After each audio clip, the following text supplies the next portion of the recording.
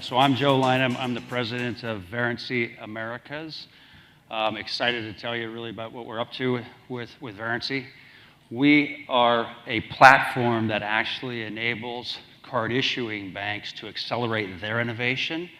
As well, we're a full Fintech connect, so we've got a full marketplace of Fintechs on our platform. So excited to tell you about it.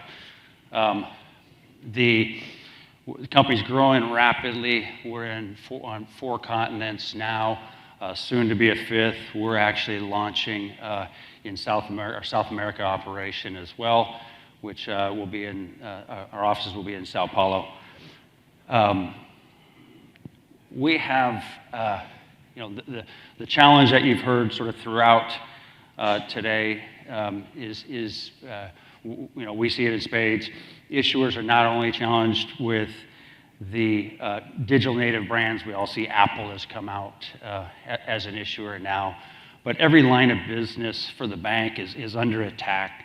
You have startups and disruptors that are hyper-focused on pain points within basically each line of business for the bank. I saw the slides earlier that said, change or die. Banks we talk to sort of all over the world really have the same basic challenge, right? They're struggling with legacy core. How do they innovate fast enough? And they know that competitive advantage is really all about innovating repeatedly and rapidly and driving new customer experiences. So that's where we come in. So Verrency really sort of shifts that paradigm. We actually connect with issuing banks real time in the payment flow. We, in essence, sit in, call it listen mode, where we've dissected the auth transaction. And then independent of a transaction, whether it's at point of sale or in an online channel, we create a whole second leg middleware layer where we're able to innovate and drive a whole bunch of new experiences, new use cases, really across the board for the bank. It enables true personalization. I'll get a chance to show you a few of those. And what's key to it is we're able to do that without the bank having to make major adjustments, major modifications to their legacy core. So I'll play a brief demo, and this one will be just one of many use cases. But just to frame it, this is an individual making a purchase.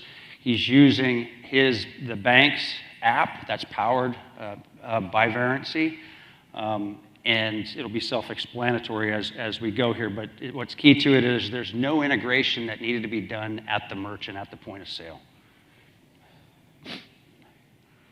Hopefully, volume. So I thought I'd show you paying with points in the real world.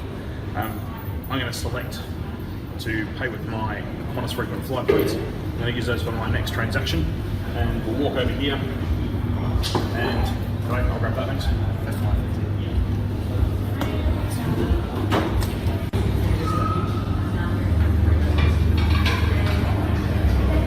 And there you go. I've just made a purchase of $5.50, charged through to my Qantas points program. Thanks, mate. No worries. And if I then go into my transaction history, I can see that's come up for a purchase at the hub in Melbourne, $5.50, charged to Qantas points. That's it. Nice and simple. No interaction from the merchant. Completely seamless for the cardholder. Thanks. Now, what's key to that is we took that transaction real time. We let the original $5.50 land at the merchant in its original shape and its original form.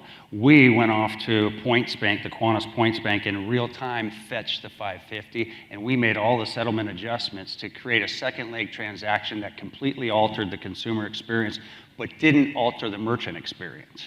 So think of merchant-funded offers. The whole world of merchants are opened up to you now without having to do a technical integration. So that's one of a whole series of use cases.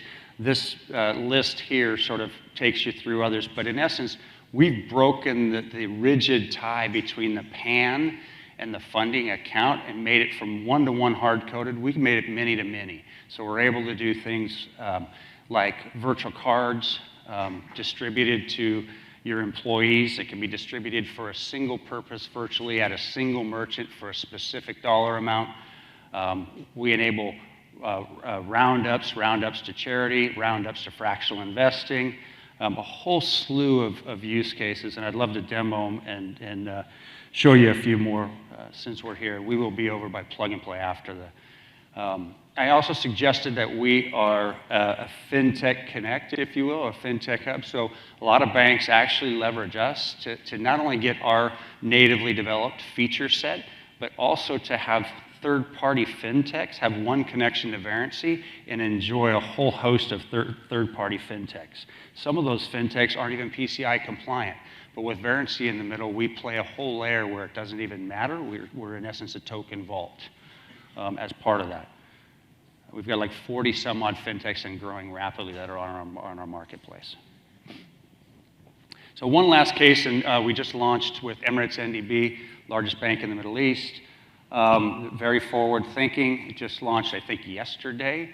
And they did an actual build your own card benefits to their consumers, sent out really a generic card and allows true personalization at the consumer level. A consumer can identify themselves as an animal lover, have hyper-targeted things like pet insurance for free.